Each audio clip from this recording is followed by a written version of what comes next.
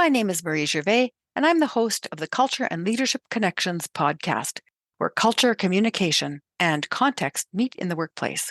Discover what cultural influences have formed the careers of noteworthy leaders from around the world in a variety of professions by exploring the groups that shaped who they are today.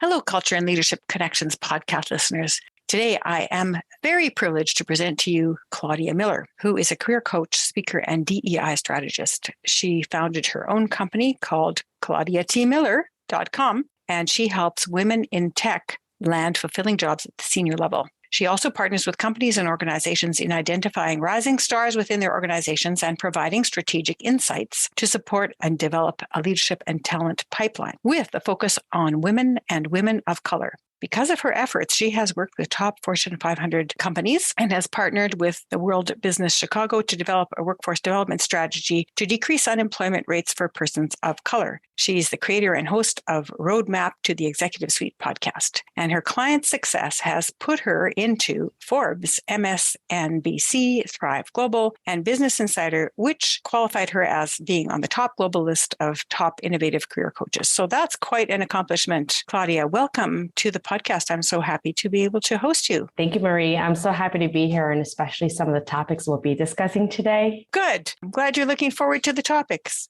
So please tell the audience a bit about who you are from a personal level. So I consider myself a very ambitious person. So type A personality, straight A student, part of the National Honor Society. And I've always done really well in school. And one of the things that I wanted to do is check off all the box internships, did really good in my studies. I did volunteer work. I did everything that I was supposed to do in order to be successful. And that didn't end up happening, which kind of led me to a journey of finding out what really makes someone accelerate in their careers. And that's what I've been doing. And that's what I wanted to do personally. And now I'm able to help others, and specifically women in tech, kind of be able to use some of these strategies for them to fill and go into or after senior leadership roles. That's great, because the work hard and it will all come to you is just not a mantra that works most of the time. People, they check off all the boxes, but it doesn't necessarily get them to where they want to go, right? Exactly. What about your family, though? Where were you born? Do you have brothers and sisters? Yes, I was born in Guatemala, and I am the oldest, and I have 3 other siblings, so all sisters. And I came to the US when I was about 4 years old, and we came here to visit family. And I then ended up with a chronic blood illness that has no cure, but at least in the US, we could manage it. So that's what led to my family ended up living here in the US and had to give up our home and their business back in Guatemala. So in order for me to be here within the United States to be able to manage my illness. So is it manageable now? Yes, there's still no cure, but it's kind of been dormant, thankfully. And I haven't had to need any medical care yet. But since then, I've kind of gone through the process and had a surgery, which has helped with keeping that illness dormant. Well, I'm sorry to hear that that's been something that you've struggled with throughout your life, but it sounds like you have found ways to work with it. Yes, and I'm actually grateful for it, because then I ended up growing up here in the United States as opposed to Guatemala, and there's a lot more opportunity and resources here. So I'm actually grateful for my illness. Well, that's a perfect attitude to have for being a women in tech success leadership coach. Thank you. Gratitude always brings abundance, right? It does, yes. So can you share a couple of incidents from your childhood that you believe made you into the person you are today? One of the things that I noticed is, and which ended up going into part of what I'm doing now, but I always knew that you can never do the bare minimum and expect success. So doing just the homework was never going to be enough. So I went and joined in academic decathlon. And for some of the listeners who may not know what academic decathlon is, it's an extra elective course that I took, which puts 10 subjects into one class. So I learned a lot, and I even had more homework from that one class, but it really helped me understand time management, how to learn, and it helped me through there eventually with college applications. And eventually, I would say that that's one of the main reasons of my belief that I am a recipient of the Gates Millennium Scholar scholarship. So I received a full ride scholarship that paid for my bachelor's and master's. And if I wanted to, it would have paid up to my PhD, plus housing expenses, personal expenses, laptops, and paid for all the books. But again, it all stemmed from doing more. And I love this quote that I've heard is, do what others won't to achieve what others can't.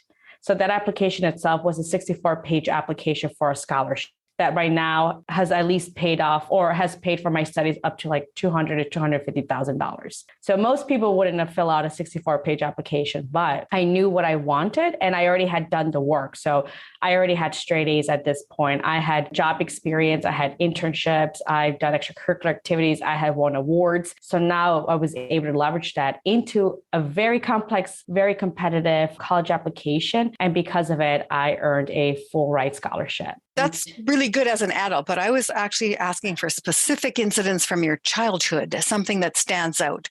Oftentimes it's trauma, or sometimes it is a moment of overcoming an obstacle. So what stands out from your childhood that you think was formative for you personally? I would definitely say my illness. First, they thought it was leukemia. So I was in and out of the hospital a lot as a child. I would have bruises all over my body. So at first, before I was even diagnosed with it, my parents thought that the other one was beating me up, maybe like in secrecy or something. And then eventually ended up going to the hospital and they realized that it was an illness. But I was in and out of the hospital the entire time. And afterwards, my parents separated. My mom, my sister and I at the time, so the three of us, we ended up living in the women's homeless shelter. So I would say that definitely impacted my life because one, I knew the way out of, my humble beginnings was definitely going to be through education. That's why I strive really hard with my studies. And it was the only way out of there because I didn't want to become a statistic and I didn't have the resources at the time to be able to lean on my family or my network in order to help me lead a very successful life.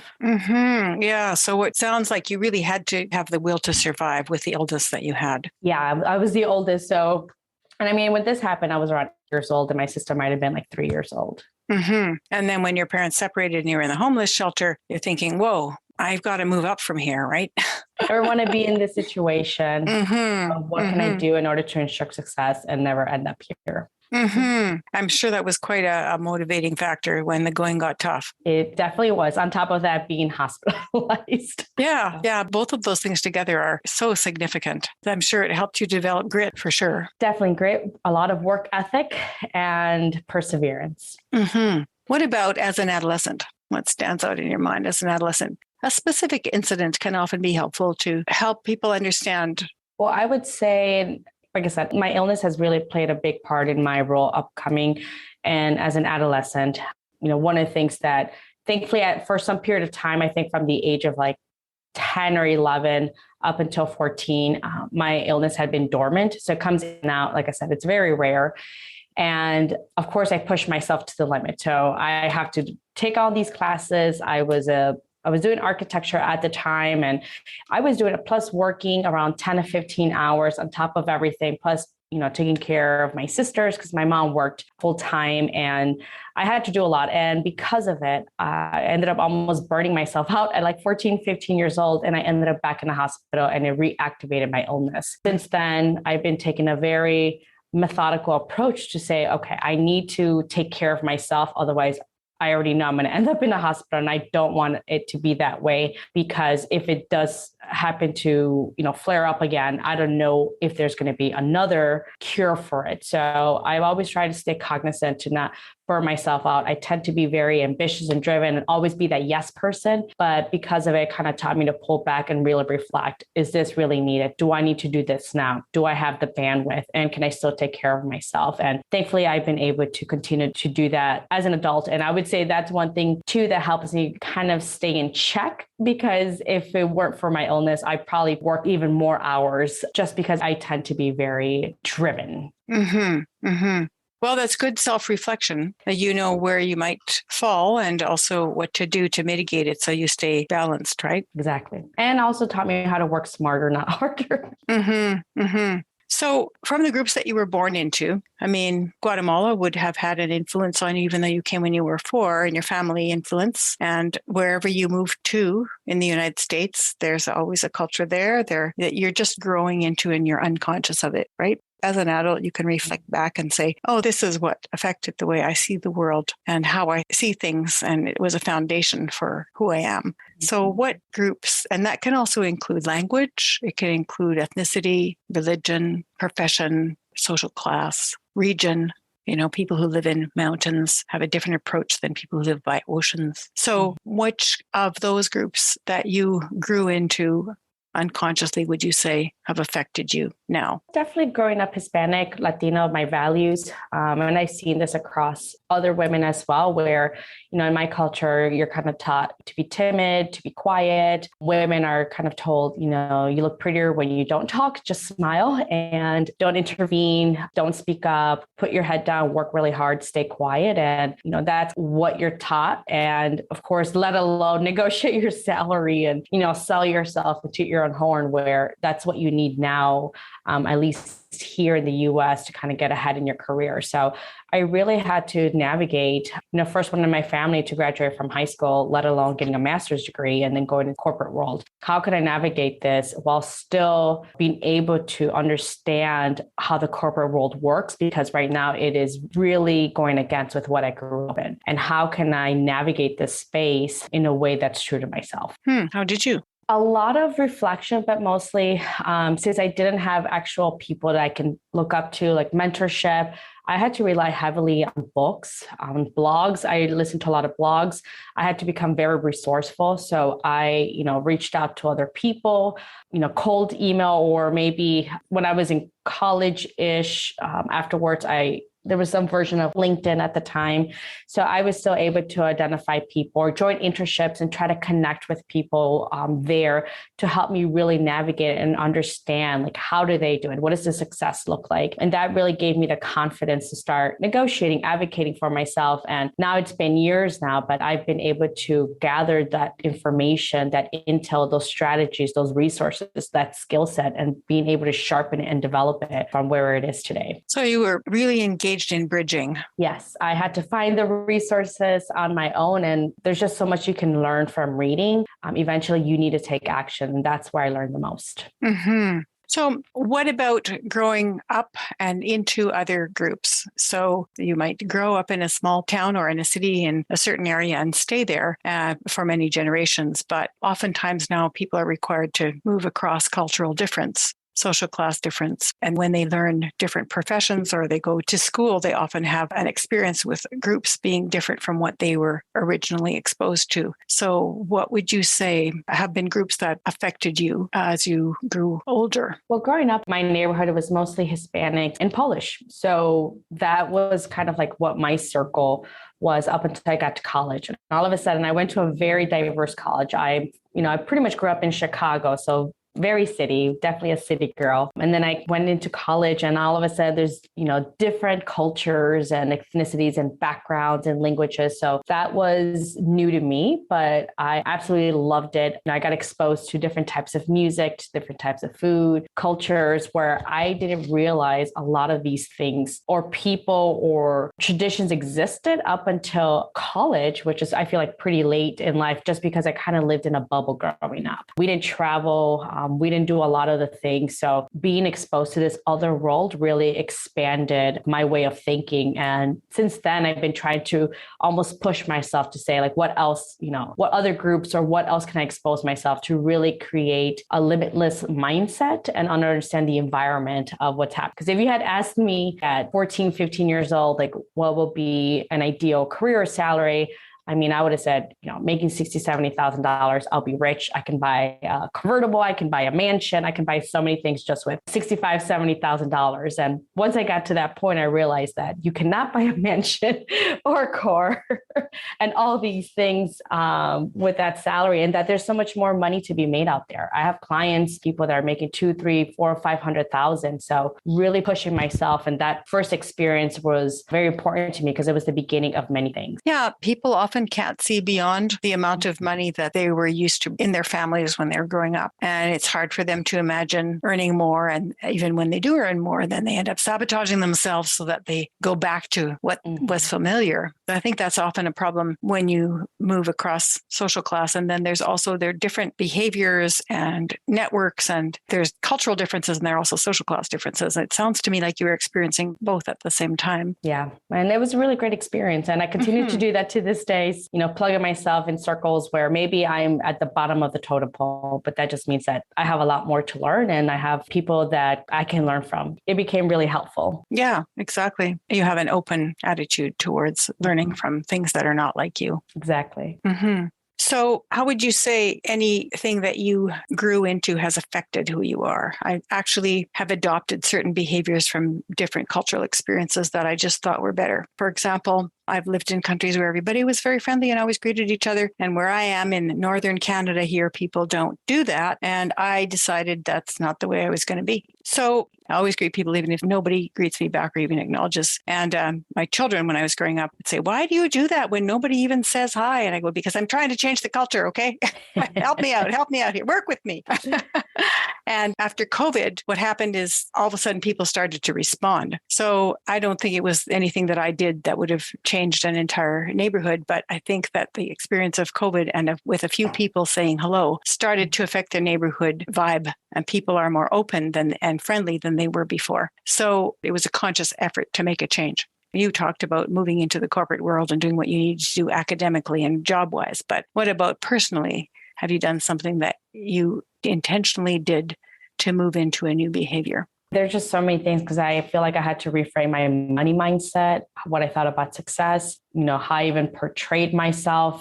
Growing up Hispanic, you're always kind of told, get married and have a family. And, that's the goal. And I didn't want that. I didn't want to be another statistic. I knew I wanted more out of life than just my husband and kids. I wanted an education and I wanted to break that, not curse, but I did want to be educated. I wanted to get a degree. So there are a lot of things that I had to work with my mindset that I had to work on where it wasn't, I have to stay humble and quiet, but how can I get better? How can I learn? How can I reframe this that suits me and that will enable me success with what I'm doing? And personal wise as too, it was very different for me because going to college and then being in the corporate world, some people, unbeknownst to them, they would say like, oh, did you grow up listening to this song or this movie? And I'm like, I have no idea. My mom did not allow us to really watch TV in English because she didn't understand the language. So we only watched things in Spanish. We only heard Spanish music. So I really had to bring myself to learn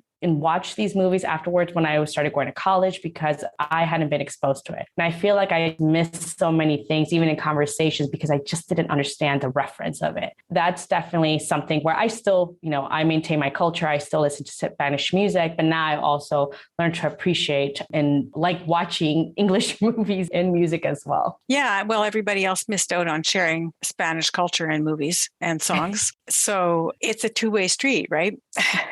People think, oh, I just have to do this to belong to the dominant society. But the dominant society needs to recognize how rich and wonderful it is to learn from the cultures around them. And I remember when I was in Japan a number of years ago, the people that were with me, we went to sing karaoke. And everybody that wasn't from North America could sing in any language, all the popular songs. They were singing in Spanish, in French, in Czech. They were singing in various dialects and, popular African songs. And all the people from North America were just like, okay, we know the English pop tunes. Do you know those? And that's when it really hit me that being so focused on just one place and one music and one type of experience is very limiting. Imagine the entire planet being exposed to everything, and which we are much more now. How much we would gain from it if we were open to learning from it. So that leads me to the question about a time when you would have experienced, and you mentioned quite a few already, but a time when you had experienced that the way you did things was normal to you, but not necessarily to others. So a moment of cultural shock or cultural dissonance that you experienced. Can you think of an incident in particular? Well, one of the things that comes to mind is when I received my scholarship, they offered me included room and board.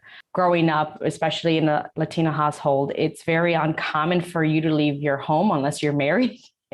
or had a baby and then you're moving out. So I moved out at the age of 18 and moved into an apartment. And then eventually I ended up going into the dorms. But that was very different and hard for me. But, realizing that even other students within the college who are from Hispanic descent, they still, even up to like some of them now, if they're not married, they're still living with their parents, where I was 18 at a time. And of course, I had the resources because thanks to the scholarship, I was able to move out. But that is something that is still different and new to me, where for me, it was a big thing to do, where it was just the norm in college. Oh, of course you move out and move to your dorm. Where for me, it was very hard conversations with my mom telling her that I'm moving out and I'm going into a dorm room or moving into an apartment on my own. And that was just not common, especially from where I grew up, just within our Hispanic community, from our friends and family. Mm-hmm. That's a good example.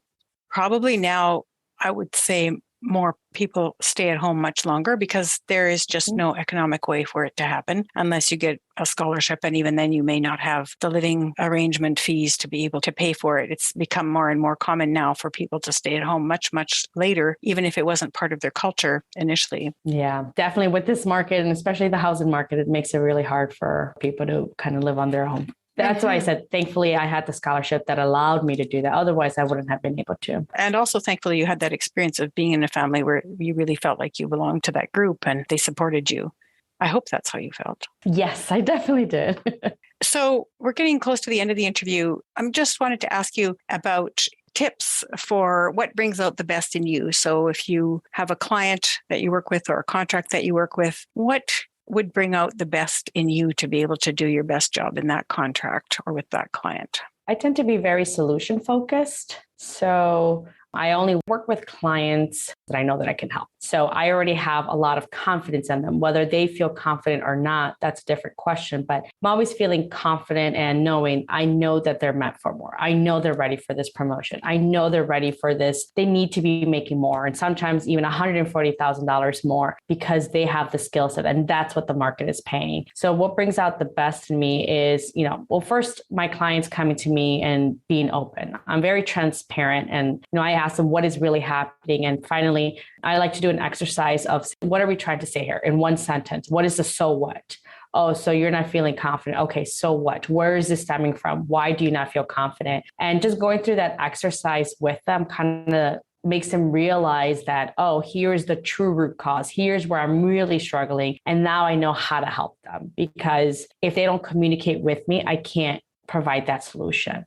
So working with clients that are willing to do the work to get the results, those are my favorite clients. I work with driven, very smart professional women, whether, they've been passed up for promotions or there's just not upward mobility. That's a different question, but I know that they are more than capable of and they're well deserving of it. And let's find those right opportunities for them that will allow them to thrive and succeed. And that really motivates me. And knowing that helping more women and moving into senior leadership roles allows more women to have more opportunities. When we move more women to senior leadership roles, they have more say. They also are earning more. And its data has shown that women tend to invest more in their communities than our male counterparts. So I want to provide as many solutions and opportunities for women out there. And I think because of my upbringing, that's why I'm very motivated because of it, because I didn't have those opportunities. But it's how can I multiply that and give women more power and control and opportunities out there that allows them to live the life they want to. Mm-hmm. And develop a social network that will support them in that role. Exactly. Mm-hmm. So here's your soapbox moment. What would you like to promote? I'm a career coach, so I help women in tech land fulfilling roles on average within 90 days. And my clients get an average of 56% in salary increases. So I've had clients get anywhere between $30,000 and even up to $140,000 in additional earned income. So if any of your listeners are job searching or are ready for the next role in their career and they know they're being underpaid or want to get paid at the rate that they should be, they can definitely reach out to me. My website is claudiatmiller.com. They can find me on LinkedIn and it'll just be Claudia T. Miller. And I provide a lot of free career advice through my LinkedIn. That sounds wonderful. And I'm sure that people will benefit from that. They can also see it in the show notes since we'll include all of that there. And the show notes are on all the websites that allow show notes. And the short versions always have the links in them as well. So there should be no problem with people being able to find you. Is there anything else you'd like to say? I want to hear some of the challenges. If you're a job seeker or you're currently working and you want to move into the next role, feel free to go on my LinkedIn profile, and I usually post there, and feel free to private message me if you need help with career advice. Based on those questions you ask, I like to create content, free videos and trainings because I know it'll help other job seekers out there. So feel free to message me and connect with me and let me know where you need help with. Perfect. That sounds great. Thank you so much for spending your time on the podcast. And I'm sure that the Culture and Leadership Connections podcast listeners will benefit greatly from your answers and from checking out what you do. Thank you, Marie. Thanks for having me. And please leave a review and let us know what you found most insightful or what you're ready for in your next job search. That way you and I can read about it, right, Marie? Certainly. Thank you, Claudia. That's great. Have a great rest of the day. Thanks, you too.